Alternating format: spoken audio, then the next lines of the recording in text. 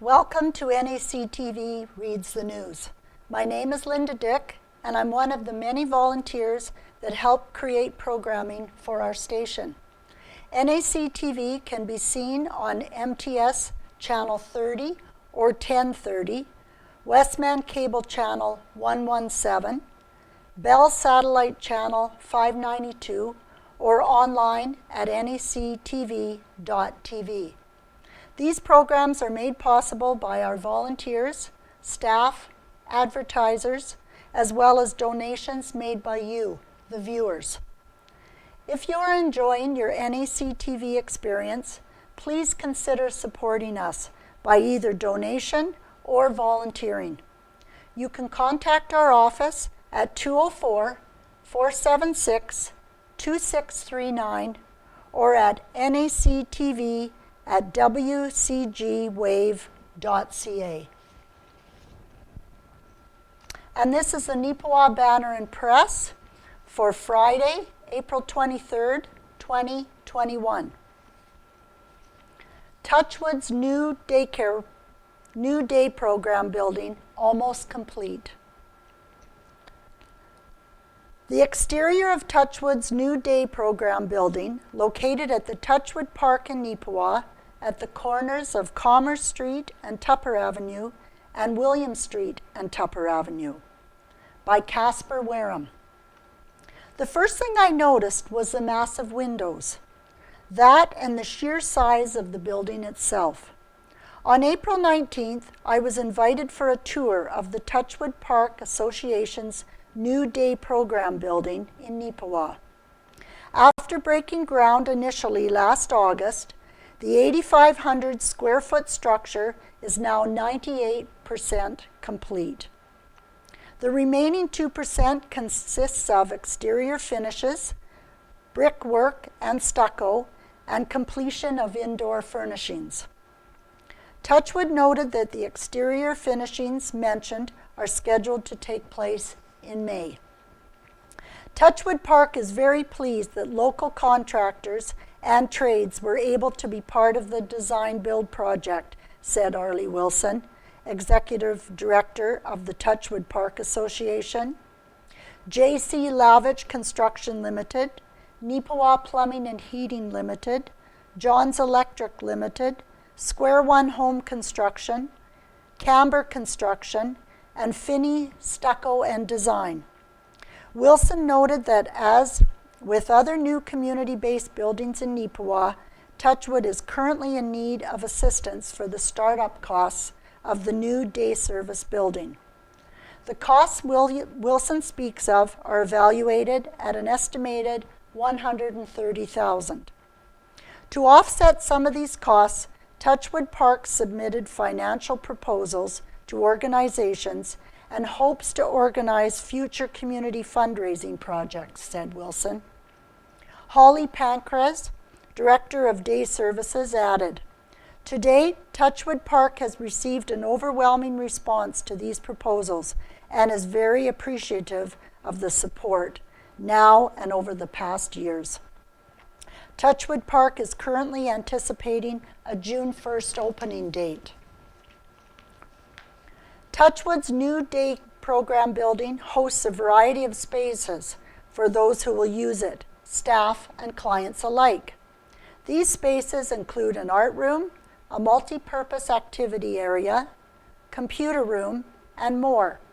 The halls are designed wide enough to not only allow for accessibility, but also to allow for any assistance that may be necessary if the need arises. A portion of the large main area, here tables will be set up to fill out the space. You can also see a serving window and a door leading into the kitchens. In the bottom left, one of the 3 kitchen spaces in the day program building. Further into the kitchen area are 2 more food preparation spaces, which will be used for Touchwood's food programs. That space is designed with a shorter counter section to allow for inclusion of wheelchair users. Top right, one of the office spaces that can be found inside.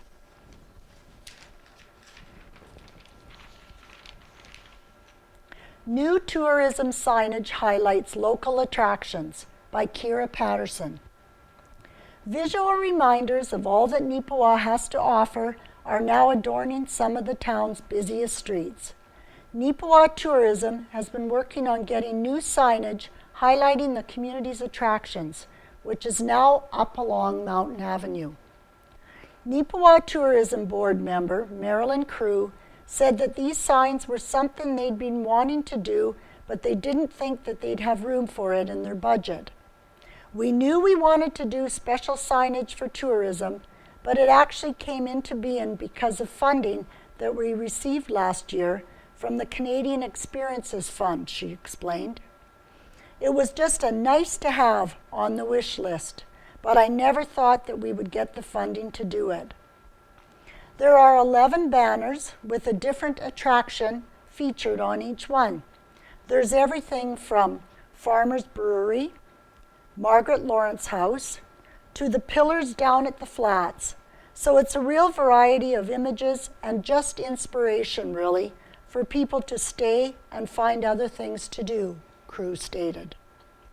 While the aim of Neepawa Tourism is to promote the community to out-of-towners, they're also happy to be able to get something in the community that locals can appreciate too. It's definitely for the tourists who come here, but I hope that this splash of color will just make local people proud of all the things that maybe they didn't think of as draws for other people. And you know, they can find them themselves as well, Crew stated. It's just one more way for us to showcase all the things that there are to do in Neepawa. The banners are not the only things that will be highlighting Neepawa's attractions. Tourism has also purchased directional signage, which is currently in the works. Crew noted that production on these signs is a little behind, but they're hoping to have them ready to put up very soon. That signage will work in conjunction with the banners along Mountain Avenue, pointing the way to many of the attractions featured in the banners. The directional signage is coming, and we're working with Travel Manitoba on another signage program, Crew stated, adding that details on the new program will be revealed in the near future. There are 11 new Neepawa tourism banners highlighting different attractions in Neepawa. One includes the bird sanctuary pictured. Moving on, article by Owen Devereaux, some COVID-19 related restrictions reinstated. The Manitoba government has tightened up some of its COVID-19 restrictions due to rising case numbers. Premier Brian Pallister and Dr. Brent Rusin, Chief Provincial Public Health Officer, made the announcement on Monday, April 19th. Despite our best collective efforts and having some of the strictest measures in the country, COVID-19 cases, and particularly variants of concern, are on the rise, said Pallister. Introducing more restrictive measures is not what many of us want to hear right now, but is what we need to do to protect Manitobans and our healthcare system. The additional public health order restrictions that came into effect on Tuesday, April 20th at 12 a.m. include: all households may only have 2 designated visitors indoors. Outdoor gatherings on public and private property limited to a maximum of 10 people, including household members. Faith-based gatherings limited to 25% capacity or 50 people, whichever is lower, with indoor mask orders in place, except while household groups are seated at a service, are appropriately distanced from other groups, and are not singing. And weddings and funerals reduced to 10 people. Additional public health order restrictions were also put into effect on Wednesday, April 21st at 12:01 a.m. Those changes included Retail stores must be limited to 1/3 the capacity of the store or up to 333 patrons, whichever is lower. And malls will be limited to 33% of the facility's capacity. Changes to the orders are in effect until Wednesday, May 12th. The province is also reducing the minimum age for getting the Oxford AstraZeneca vaccination to 40, following similar moves on the weekend in Ontario and Alberta. Submitted by the Banner staff, local students wow at the science fair.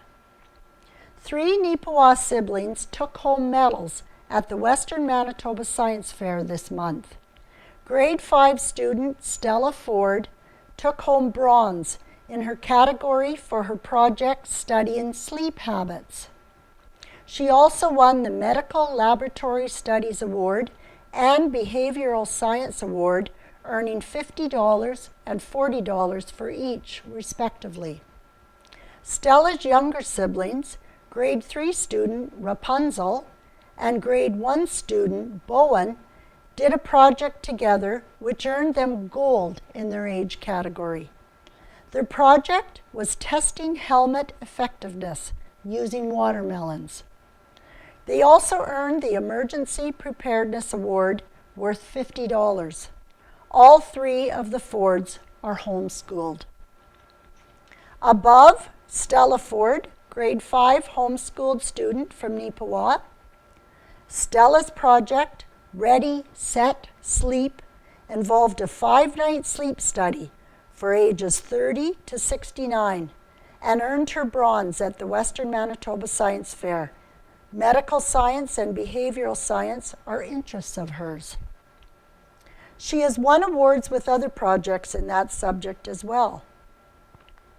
And here is Bowen and Rapunzel Ford, homeschooled students for grade 1 and 3 respectively.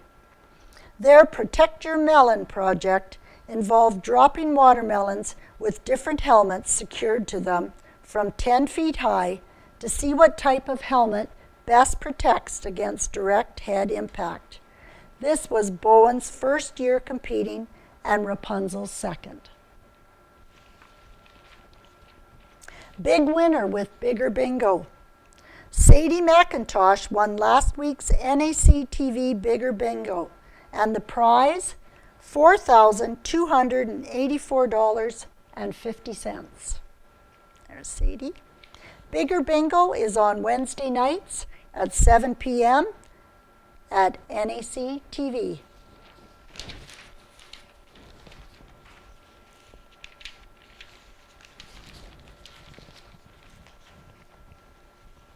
Corporal Jacob Stanson of the Spruce Plains RCMP submitted this report. During the week of April 12th to April 18th, Spruce Plains RCMP dealt with 56 police activities. On April 12th, RCMP responded to a breach of peace report in the RM of Rosedale. Police took 1 intoxicated person into custody until sober. Police received a report of harassing communications. The matter is still under investigation. Police responded to a suspicious person report in Neepawa. The suspects were located and the issue was resolved without incident. On April 13th, RCMP conducted a COVID compliance check in Minnedosa. All persons were found complying with quarantine regulations. Police responded to an abandoned vehicle report in the RM of Oakview. A truck was discovered pulled off to the side of the road with a blown-out tire. Police received a report of harassing communications in Neepawa. There was insufficient evidence to proceed further. On April 14th, RCMP responded to a fraud report in Minnedosa where fraudulent e-transfers were sent. The matter is under investigation. Police attended residents in Gladstone to do a well-being check where the person was found without any cause for concern. Police received a report of threats being uttered in Clam William. The complainant declined any further police investigation. On April 15th, RCMP were dispatched to a domestic assault in Neepawa. After investigation, one person was arrested, charged and released with a future court date. Police received a report of stolen property in Gladstone, which was located a few days later by the complainant. April 16th, RCMP responded to a report of a suspicious person outside of a Minnedosa business after hours. Patrols were made, but no one was located. Police received a report of a hit and run to a vehicle in Neepawa. There was insufficient evidence to proceed further. On April 17th, RCMP were conducting patrols in the RM of Rosedale, where a person walking on the highway was stopped and was found to be intoxicated. Shortly after, it was discovered that the person was breaching a court order. The person was arrested, charged, and placed into custody until sober.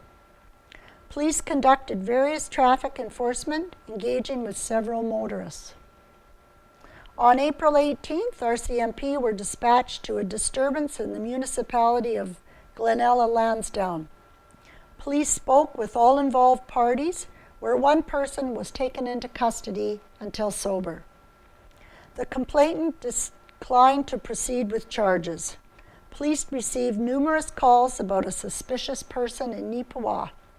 Police made contact with the person and found no cause for concern. RCMP conducted 26 traffic enforcement actions during this reporting period. If you have any information about these crimes or any other crimes, please contact your local RCMP office or Crime Stoppers at 1-800-222-8477. Due to the ongoing COVID-19 pandemic, the police and Minnedosa RCMP detachments advise that they will be limiting front counter services at the detachment until further notice. We request that you contact each department at 204-476-7340 Neepawa or 204-867-2916 Minnedosa to inquire about criminal record checks or to file a report.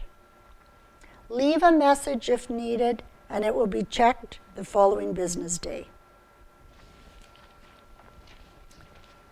Officially open for business. Pictured from left are Darcy Wood, Maxine Nagorski, and Nicole Moken were among the staff working at Chicken Chef in Neepawa during their soft opening on Friday, April 16th. The restaurant opened quietly last Friday, just turning on their sign to let passers-by know without making any announcements. Restaurant manager Vanessa Richard noticed that they wanted to get a slow start, as there was still some setting up to do and some details to work out before a grand opening could happen. Chicken Chef announced on Friday evening via social media that they would be officially open for takeout and delivery starting Saturday, April 17th. A grand opening date is yet to be announced. Minnedosa Town Council meeting by Evan Devereaux. Mayor and council for the town of Minnedosa met for the regularly scheduled municipal meeting on Tuesday, April 13th. The first item of note on the evening's agenda was an open hearing on the town's 2021 financial plan. The plan for this year will see the total municipal expenditures budgeted at $11,060,676.32, with the amount raised through the total tax levy estimated at $4,789,036.79. Transfers from accumulated surplus reserves and other revenue would cover the rest of the expected expenditures. The open hearing featured a 15-minute question and answer period from the general public and concluded at 6:49 p.m. After the hearing was closed, Council returned to its regular meeting. The municipal budget could receive approval at the town's next council meeting, which is scheduled for Tuesday, April 27th. Mayor's report. Mayor Pat Skach reported on the following meetings she has attended. On Monday, April 5th, she met with the Chamber of Commerce. On Tuesday, April 8th, Skach participated in an Association of Manitoba Municipalities workshop on leadership civility. A media student with Assiniboine Community College met with the mayor on Sunday, April 11th for an interview. Mayor Skach also took part in an AMM, Mayors, Reeves, and CAO meeting on Tuesday, April 13th. Miscellaneous. Notable updates received by Council recently include one from the Minnedosa Area Community Development Corporation. The committee has reviewed and approved its 2021 budget. Notable work being explored right now includes replacement of signage along Highway 10. That work will take place later this year. The committee received updates on the development of an app and the Town of Minnedosa website. It is also working on creating an application form and guidelines to control the use of the Valley Life logo.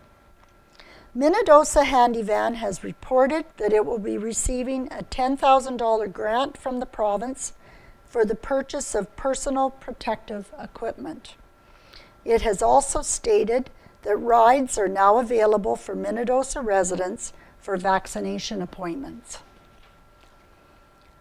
The first day of monthly bookings for the Minnedosa Beach Campground was busy, with 45 seasonal sites booked, 58 single monthly sites, and 20 multiple monthly sites booked. The Manitoba Youth Job Center is not likely to open this summer. The committee for the Minnedosa Community Conference Center has received quotations on the roof, furnace, and air conditioning units.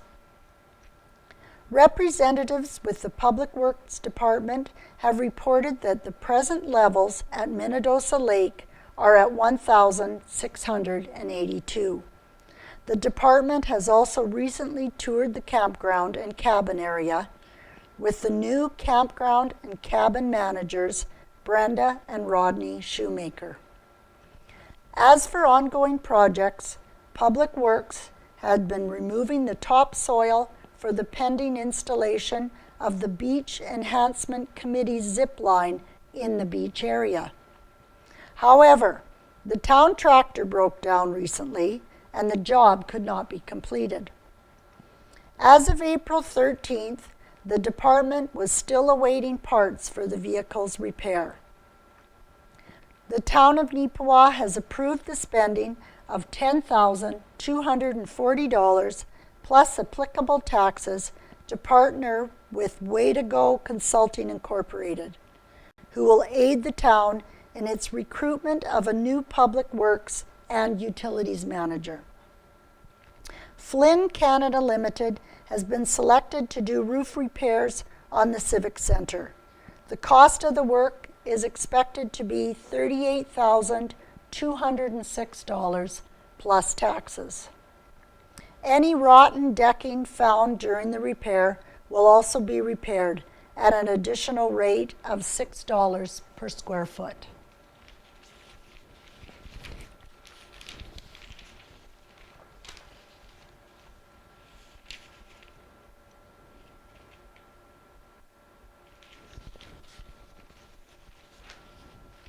Everything for your farm, and we have advertising from Aerial Imagery, Manitoba, Best Choice Auto Sales and Service, Co-op Neepawa Gladstone Co-op Limited, and Neepawa Gladstone Co-op Bulk Fuel. Giant Tiger, Hiller Electric Limited, Roland Weir Realty and Appraisal, Suregrow Farm Services, KK Penner, The Cabinet Company, Lake Agassiz Builders, Neepawa Tire Limited, McReal Spray-On Systems Limited, Minagro Agricare, Murray Chrysler Westman, Rempel Backhoe and Gravel, Redfern Farm Services Limited, Pennos Machining and Manufacturing Limited, Patterson's Barristers, Solicitors, Notaries, Christensen TDS, now serving Neepawa and Minnedosa, as well as Portage, McGregor, and Gladstone.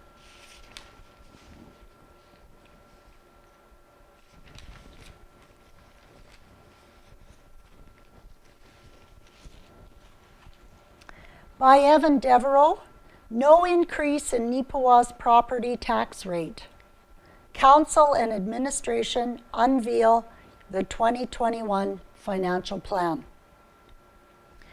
It should be relatively easy for property owners in Neepawa to figure out what they owe in municipal taxes this year.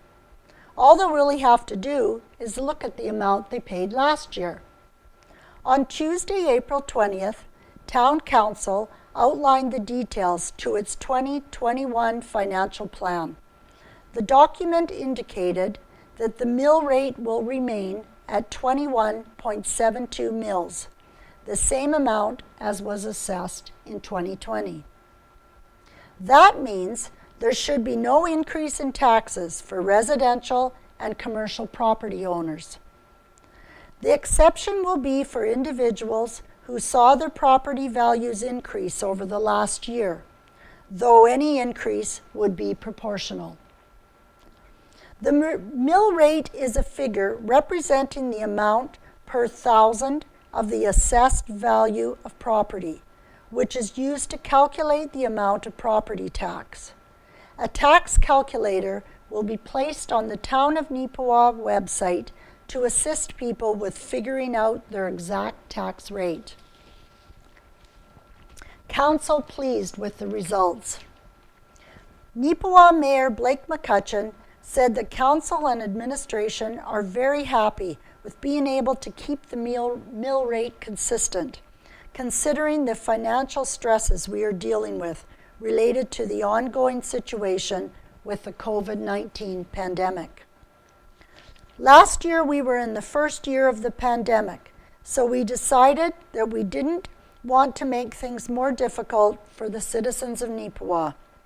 And we've made that decision again this year, said McCutcheon. As for how the money collected will be allocated, the general operating fund will be at an estimated $14,262,261.28, while the utility operating fund will sit at $6,129,375.44. The operating fund is just over $5.7 million more than what was budgeted in 2020, while utility fund is up by $2.6 million. The primary reasons for the increases are related to the construction of a new police station as well as reservoir upgrades. McCutcheon noted that a combination of allocating money from the reserve fund, along with the agreement with the RCMP that'll see the town reimbursed on the police station with interest, makes these decisions easier to make. He added that the efforts of previous councils and the current administration are the reason the town finds itself in such a good financial position and able to do things like this. Other notable priorities in this year's budget include $2.2 million for road construction and repair, $308,000 on the Neepawa Pool Recreation Plan, $150,000 for ongoing developments of the multi-use bike trail, $80,000 for boulevards and drainage, and $13,000 for Christmas lights. 2021 grant program recipients. As part of General Operating Fund, $153,204.95 has been set aside for grants, which will be split among 14 local organizations. The largest individual grant amount distributed this year will be $100,000 for the Yellowhead Center. That money is to assist with a portion of the facility's maintenance and operational costs. As well, it will subsidize the regularly scheduled public skating sessions. Other organizations receiving support include $15,000 Arts Forward, $8,000 Touchwood, $5,850 Lions Club, $5,000 Neepawa Curling Club, $5,000 Neepawa Baseball Softball Association, $3,320 Neepawa Junior A Hockey Club, $2,534.95 goes to HAND Senior Services, $2,500 Beautiful Plains Doctor Recruitment, $2,000 NACTV, $1,500 Citizens on Patrol, $1,000 Neepawa in Bloom, $1,000 Beautiful Plains Ag Society, $500 Beautiful Plains Archives. The distribution of support is similar to last year's model, as the town will sponsor as opposed to outright giving money to some groups. The 2021 financial plan will be reviewed and likely receive approval at the next Town Council meeting scheduled for Tuesday, May 4th.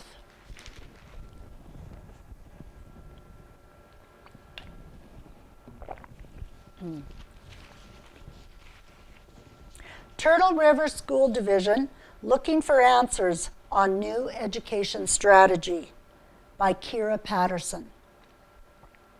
Another rural school division has voiced concern about the province's Better Education Starts Today, BEST strategy. Turtle River School Division put out a release this month outlining why they believe BEST is not going to improve Manitoba schools. This strategy, which is the subject of Provincial Bill 64, involves eliminating all 37 school divisions, replacing them with 15 school regions, and centralizing the majority of administration into one provincial authority. School boards will be removed, and volunteer parent councils will be formed to make recommendations to principals on teacher evaluations, transportation, and curriculum delivery. The provincial authority, however, will be responsible for everything from staff hiring to IT services to bargaining with the unions. Turtle River School Division stated in their release that these changes address none of the recommendations made by teachers, parents, businesses, and municipalities during the K-12 education review. The Better Education Starts Today is disrespectful to those that work so hard every day to ensure that the children of Manitoba are getting the best education with what our province gives us to work with, the release reads. This new commitment by our elected PC government says it is putting students first, as if to say to date, this has not been the case. With the newly proposed school system, Turtle River School Division would be grouped together with Mountain View and Swan Valley School Divisions. How will one person be able to know what is going on in each community within this region and effectively advocate for all of the students, the division asks. The release states that the Turtle River School Division Board has been reaching out to the province for answers to the many questions that the education strategy raises, but haven't received any. We want to share with our communities that we are staying involved and up to date on these changes as they occur. We will continue to operate our schools in the best interests of our local students. As local community members, we understand what is best for the students in our schools versus one person who may not even know where St. Rose, Laurier, McCreary, Alonza, Glenella, Parkview Colony, and Grass River Colony even are.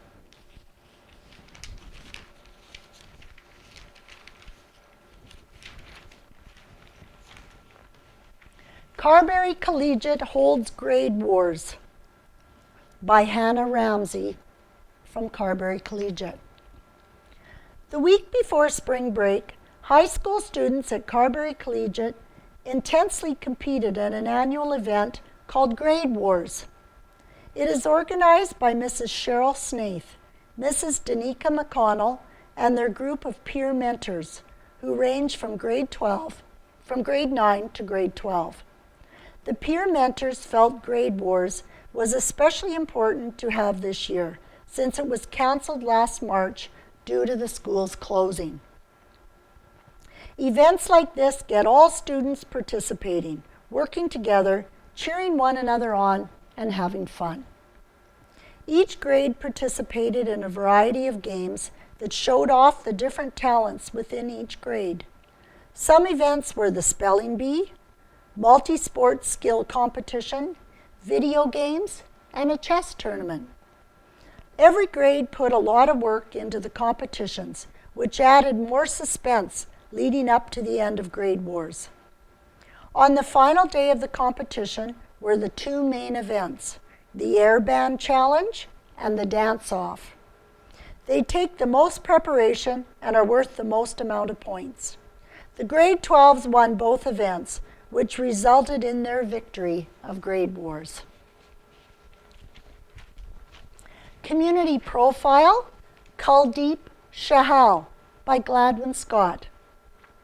Kuldeep Shahal is a newcomer to Carberry who was born and educated at Ludhiana in northern India.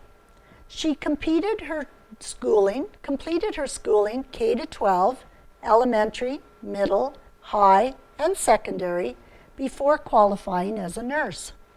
After arriving in Brandon, she attended Assiniboine Community College for 2 years, studying health and human resources in the second session.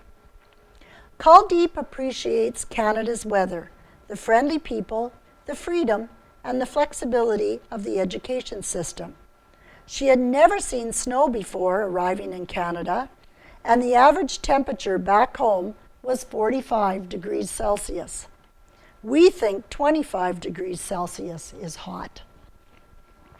Shahal was educated in India's private school system and speaks 3 languages, English, Punjabi, and Hindi. She enjoys the welcoming atmosphere of the local library. A motorcycle was her mode of transportation back home, and training for a driver's license is a current challenge. Her religious affiliation is Jat Sikh, and she's a vegetarian. The oldest of 4 daughters and 1 brother, her future plans include certifying as a registered nurse. Welcome to Carberry, Kuldeep. And also Here and There by Gladwin Scott. In the Western Hockey League bubble at Regina, some Westman athletes are enjoying an abbreviated 24-game schedule. Strathclare's Connor Geekie, age 17, and Brant Young, age 18, of Neepawa, are with the Winnipeg Ice. Ben Saunderson, 17, of Carberry, is with the Saskatoon Blades. Cole Jordan, 19, skates with Moose Jaw. And Lyndon McCollum is an AC with the Brandon Wheat Kings. The regular schedule ends April 30th. Playoffs have not yet been formalized, although the Memorial Cup has been cancelled for the second year. Next noted, Nicholas Edin of Sweden made a double takeout with his final shot in the ninth end to score a 5-ender and a 10-5 win over Scotland's Bruce Mowat and a 2021 World Men's Curling Championship. It was Eden's third straight and fifth world title. Switzerland won their fourth world bronze medal with a draw to the button in the final shot of the 10th end to record a 6-5 victory over Russia. Canada's Brendan Bottcher made the top 6 playoff qualifiers with a 9-4 record among 14 countries, but they lost 4-2 to Scotland in the first playoff round. After 2 Grand Slam events, the Calgary Bubble will host the World Women's Curling Championship. Canada's Carrie Enerson will be one of 14 countries competing. This will mean 4 of the 7 major curling events have been successful, with only one day, Saturday, April 10th, being cancelled due to the pandemic. The U.S. third, Chris Plies, who was fully vaccinated before arriving in Calgary, tested positive, along with 3 other non-playoff curlers, but was negative the next day, as were the other 3. So the WCF allowed the final day of curling to continue. The Canadian Sports School Hockey League has voted to accept Pilot Mound Hockey Academy as their newest team in the under-15 prep division. Reston Golf Club is replacing their clubhouse with a new 2,500 square foot 4-season multi-use facility. It will have a capacity of 119 with an approximate cost of $750,000. Ruth Mealy, a former Glasslands Municipality Councillor, has been elected Reeve to replace Blair Woods, who passed away suddenly. Mealy, previously Ruth Lang, was born and raised in Souris. She became a home economics teacher, served as a community economic development officer, and later a municipal supervisor.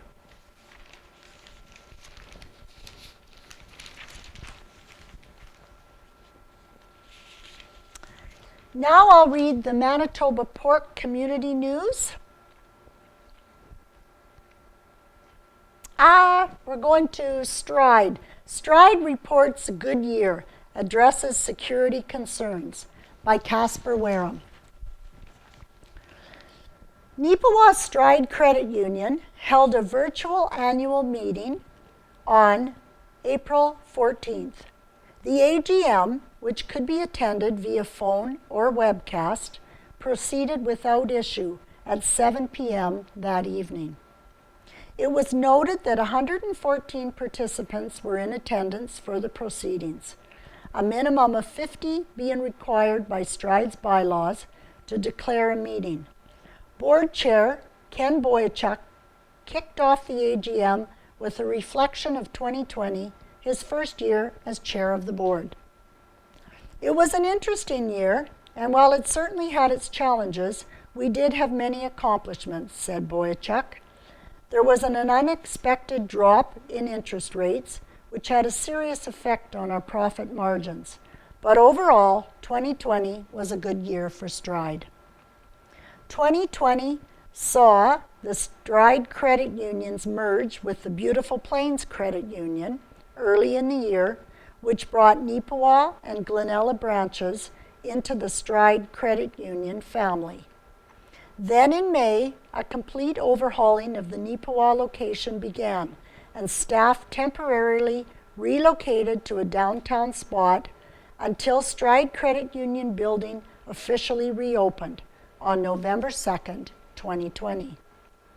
Journey Wealth, a new fully owned subsidiary of Stride, was also launched late October that year.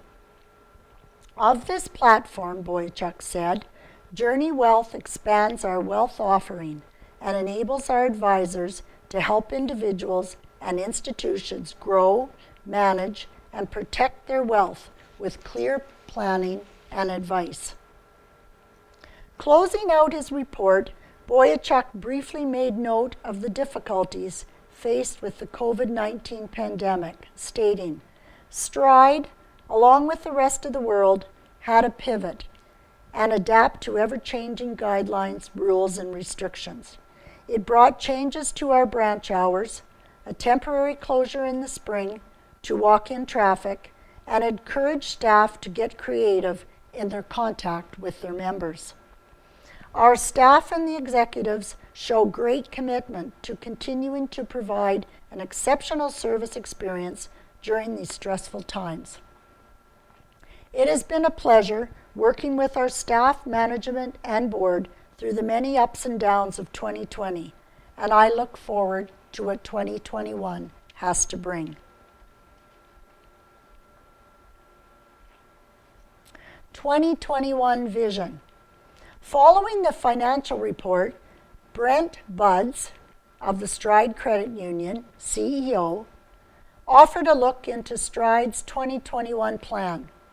Buds noted that due to the COVID-19 pandemic, Stride's in-branch traffic is changing.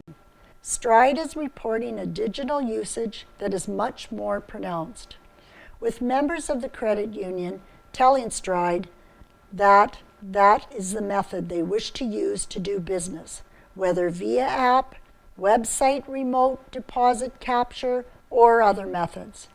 As a result, Stride is looking to continue to invest heavily in this area. The fact is that our branch traffic is changing, and Stride is responding to that, said Buds. With that in mind, you will see updates to our website in June, and our online banking experiences are intended to be changed in September, and the app is intended to be uploaded in December. Though specific details could not be provided at the time, Journey Wealth will also be a focus area for Stride, with Buds assuring that both members and non-members will be hearing from Journey throughout the 2021 season. Additionally, Stride is looking to ramp up community involvement, remove points of friction for members dealing with the credit union, and invest in better relationship management tools for staff.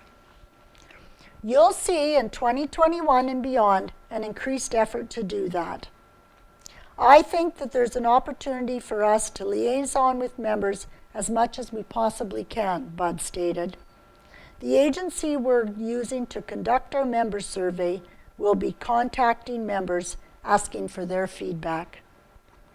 Buds added, as an organization, we need to continue to grow, and we can use the feedback from our members to do just that.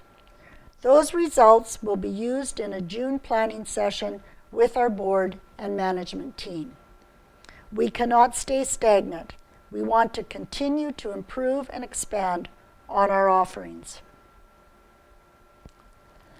Members of the Stride Credit Union can also expect some money to come their way in 2021, as the board announced a share buyback of over $300,000. Members aged 73 or older were told to expect their surplus shares back as a cash distribution to their accounts shortly. As well, the board also declared a dividend of $200,000 that will be distributed based on the amount of lending and depositing activity Stride Credit Union members have there.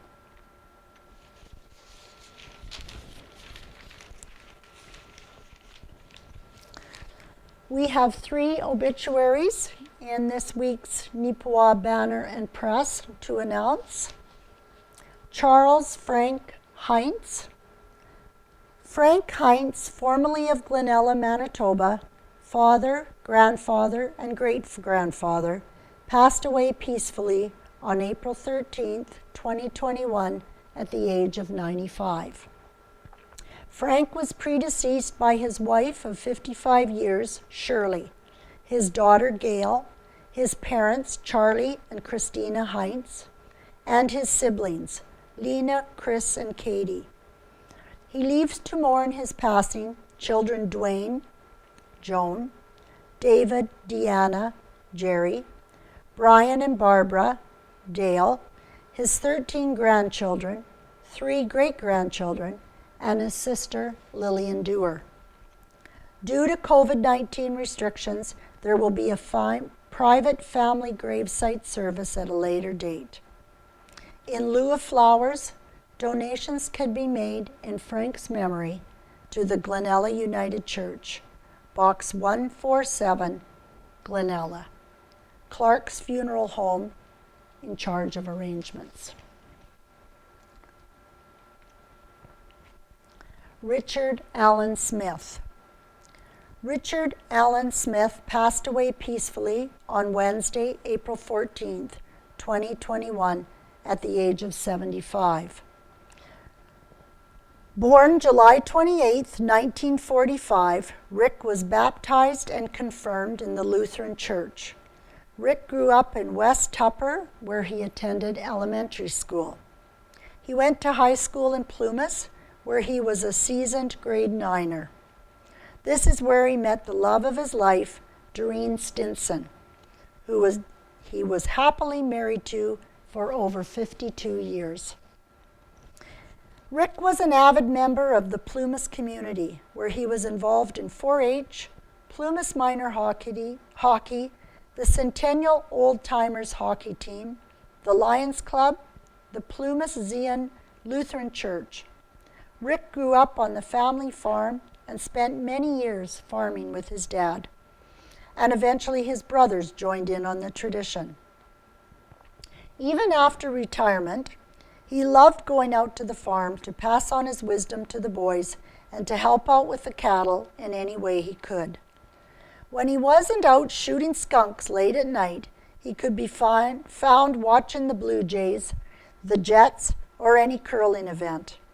Very hardworking and active all his life, he loved to golf with friends, go fishing with Larry, and always enjoyed a beer by the campfire while camping. Rick spent so many hours driving the countryside with Doreen to watch every sporting event their children and grandchildren participated in. Spending time with his grandchildren, whether it was driving them around on the quad, taking them to the farm across the track to play on the bales, or to see Ed and the other horses, are the moments that he loved and meant so much. Rick is survived by his loving wife, Doreen, his children, Trevor, wife, Sally, Sherry, husband, Todd, Kevin, wife, Lisa, and Conrad, wife, Christy. He will be missed by his grandchildren, Brady, wife, Morgan, Anissa, Dylan, Austin, Rihanna, Carter, Kelsey, Cole, Nolan, Carly, Cameron, Alyssa, Vanessa, Abby, Gavin, Ryder, Raina, Savannah, and Chase. His siblings, Eileen, husband Don, Judy, husband Don, Marge, husband Randy, Dawn, wife Sheila, and Mervyn, wife Brenda, will forever miss his wisdom, wit, and his company. Thank you to all the doctors, nurses, and healthcare staff who took such good care of Rick over the last few months. In lieu of flowers, donations may be made to the Kidney Foundation of Canada or the Plumas Zion Lutheran Church.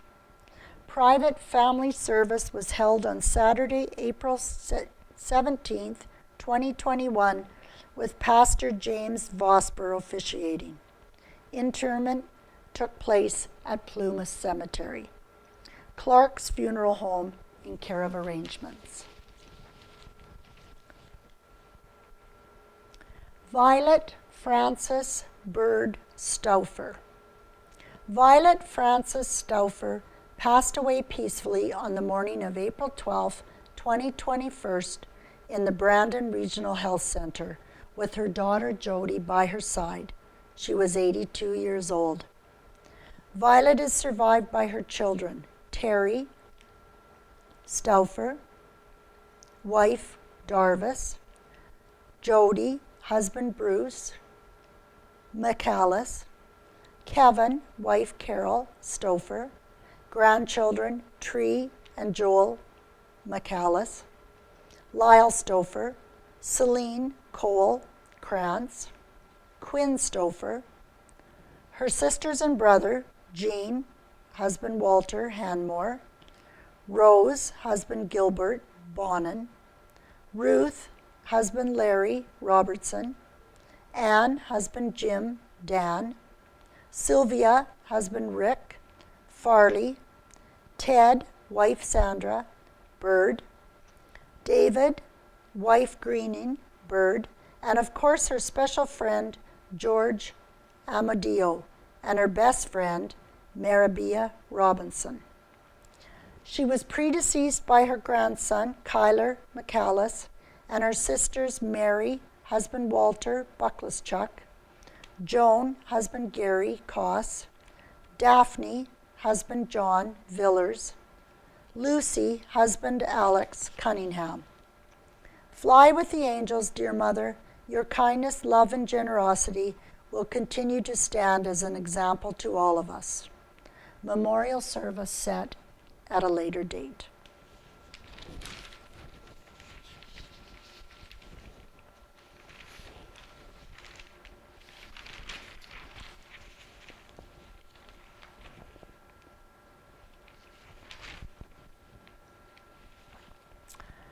And now I'll read Right in the Center with Ken Waddell. Editorial. Canada is in a lot of trouble. A lot. The Winnipeg Sun summed up the new federal budget this way. They're planning to create a national daycare program, increase the federal minimum wage to $15 per hour, and throw billions of more dollars at pet green projects, among other new gimmicks. We're seeing the same attitude that led Trudeau to break his original promise of sticking to only modest $10 billion deficits. Now we're left with red ink as far as the eye can see.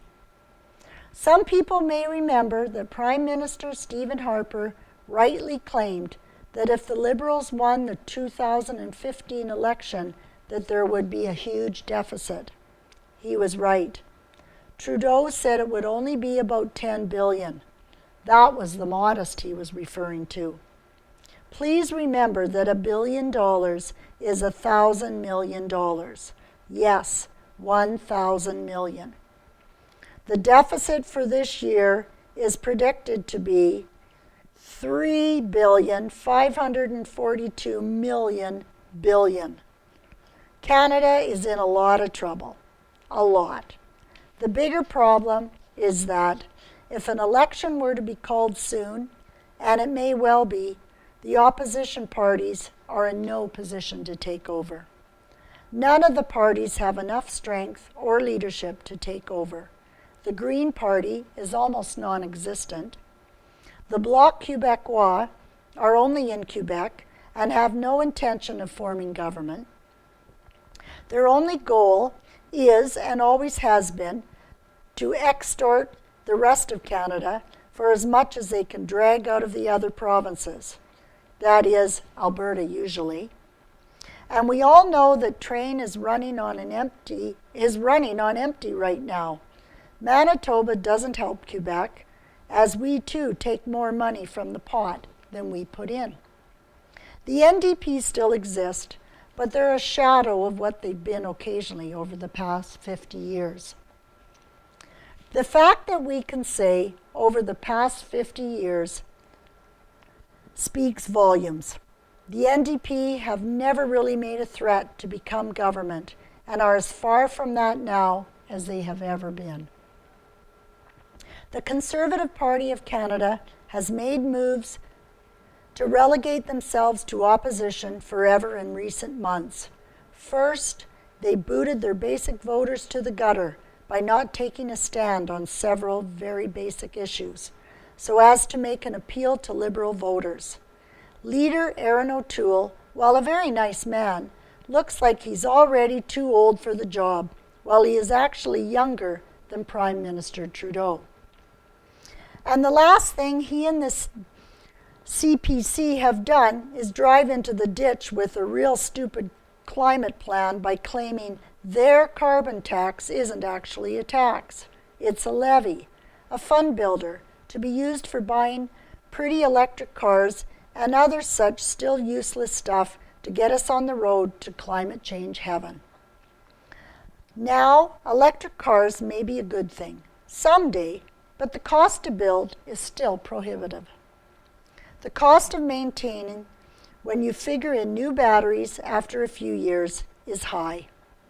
And above all that, unless you can drive your electric car to and from Winnipeg from our area in one day without a recharge, it's a hopeless proposition. Fortunately for Canada, regular people and the business community are doing the best they can to ignore all levels of government and go about the business of raising families, running business, and actually getting a life in spite of the misplaced efforts of politicians. On the provincial side, there have been a number of questions about the rebates on education taxes. The government's explanation can be found at www.manitoba.ca/edu property tax.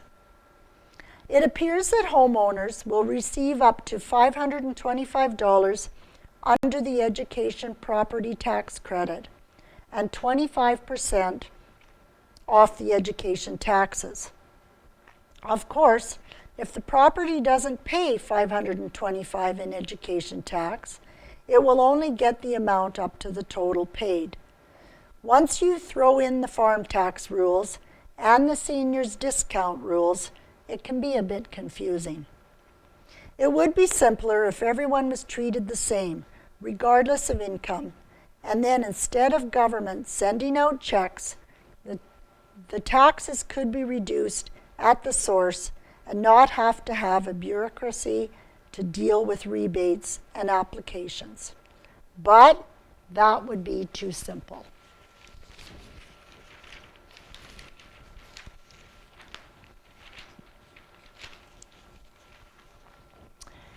And we'll move on to Homebodies by Rita Friesen. Just thinking. A quote on social media rushed me back to a school reunion. Same stranger, somewhere still remembers you because you were kind to them when no one else was. 20 years after completing grade 12, there was a gathering of students at the Graysville High School. The gathering was for all students. It simply happened to be 20 years for our class.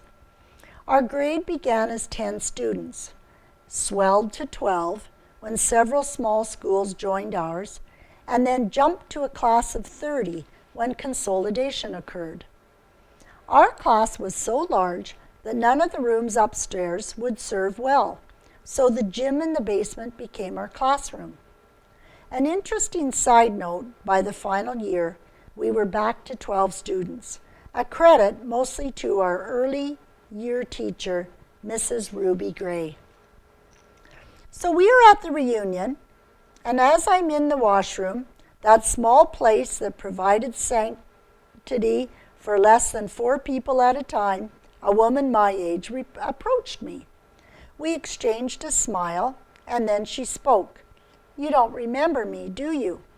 I confessed that I did not. The lovely individual went on to express her thanks to me, and I wondered whatever for.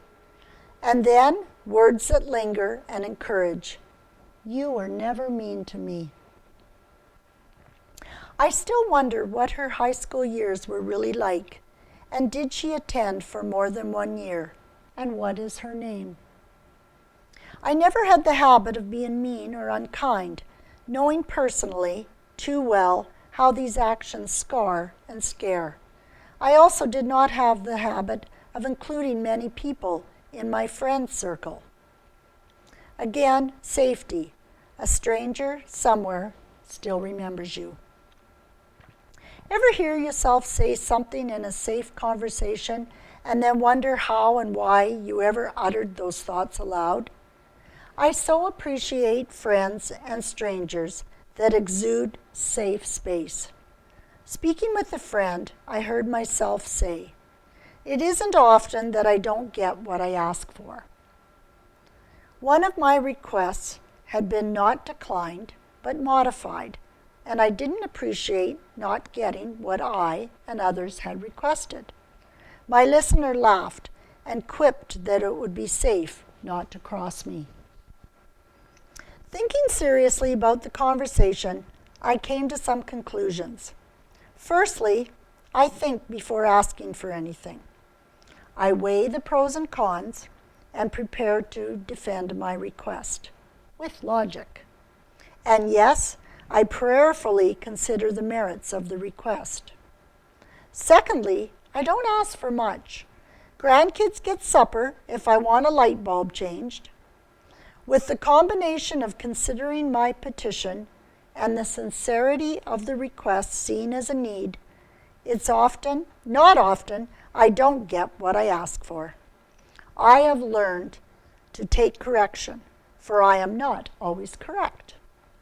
And I've learned to learn from all that comes my way. The two thoughts are not directly connected. Kindness to all and careful requests. They are integral parts of who I am at all times to all people.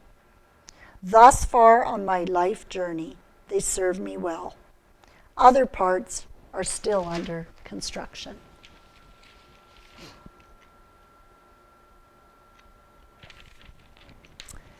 An observation by Addie Oberlin.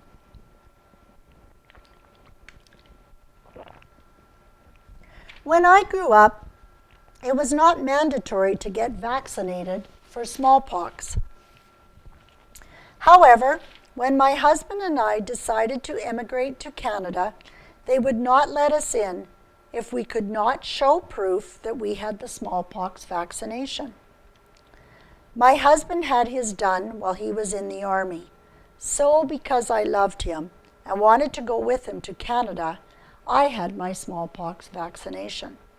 It was a painful experience. Today, I'm going in to get my COVID-19 vaccination. My daughter is one of the persons that is allowed to come in my house during this pandemic. She is active in church and community and very concerned that she might pass on the virus to me if she gets it. She told me that she feels safer to come if I've had my shots. Because of my love for her, I consented to go for it. It makes me think of how much Jesus loves us. Jesus gave his all. His love endures forever. We can never compare, but the more love we give, the more we will receive. Let us spread some love around during this pandemic.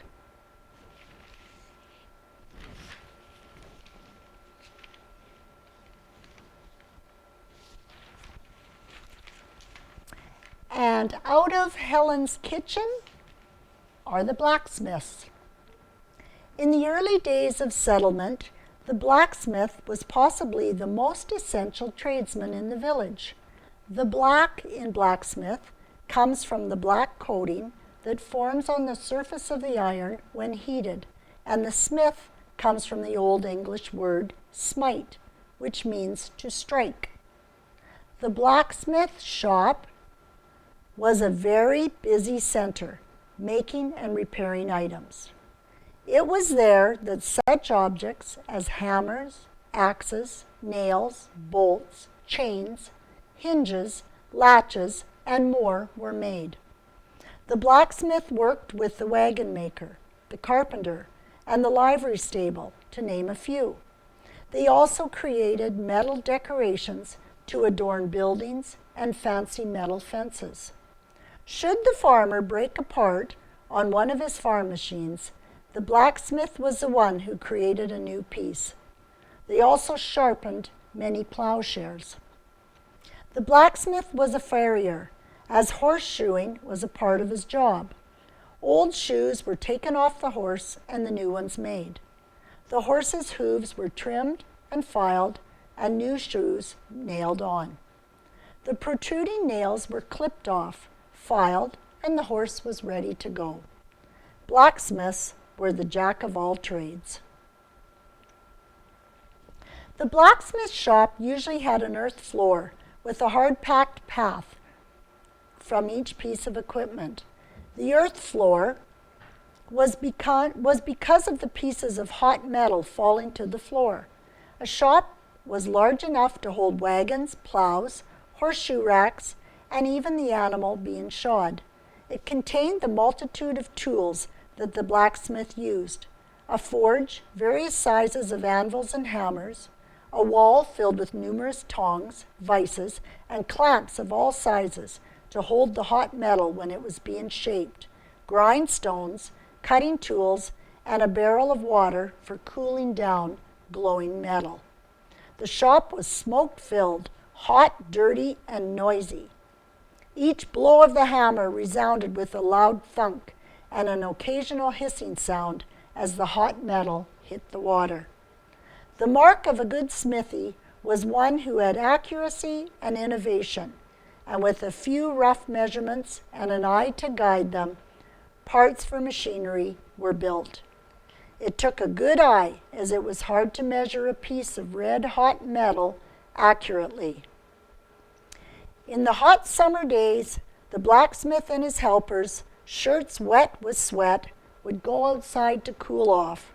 And as I work in my town garden, I found several of the old square nails that those smithies of yesteryear used to make, a part of our history. Those hard-working blacksmiths needed a good breakfast to start their long day with. So, breakfast ideas are oven sausage dish, oatmeal honey pancakes, and homemade syrup. Thanks, Helen. And that is the Neepawa Banner and Press for Friday, April 23rd, 2021. I hope you've enjoyed it and join back again to NACTV News, Reads the News. Thank you.